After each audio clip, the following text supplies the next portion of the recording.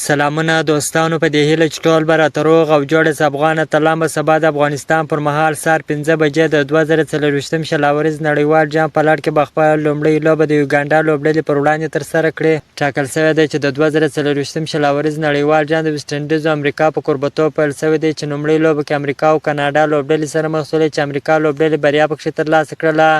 دویمه لوبه کې ویسټ انډیز او فینجي لوبډلې سره مخ شولې، چې ویسټ انډیز لوبډلې بریا پکښې ترلاسه کړله. دریمه لوبه کې عمان او نمیبیا لوبډلې سره مخ شولې، چې نمیبیا لوبډلې بریا پکښې ترلاسه کړله.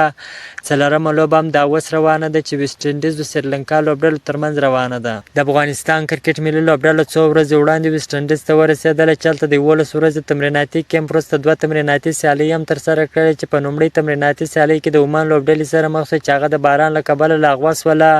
او دویمه لوبه کې بیا د سکاټلند لوبډلې سره مخ شوله، چې افغانستان لوبډلې بریا پکښې ترلاسه کړله. د افغانستان کرکټ ملي لوبډله به په نړیوال جام کې خپله رسمي لوبه سبا پیلوي. افغان لوبډلمشر راشد خان وایي د کرکټ نړیوال جام سیالیو کې بشپړه چمتووالی لري، پر خپله لوبډله باوري دی او په نړیوال جام کې به ښې لوبې ترسره کوي. راشد خان دا څرګندونې تېره ورځ ویسټ انډیز کې یو خبري کانفرنس پر مهال وکړلې. د کرکټ شلاوريز نړیوال جام سیالۍ پرون پیل شوې دي، چې د افغانستان کرکټ ملي لوبډله به خپله لومړۍ لوبه سبا ترسره کړي.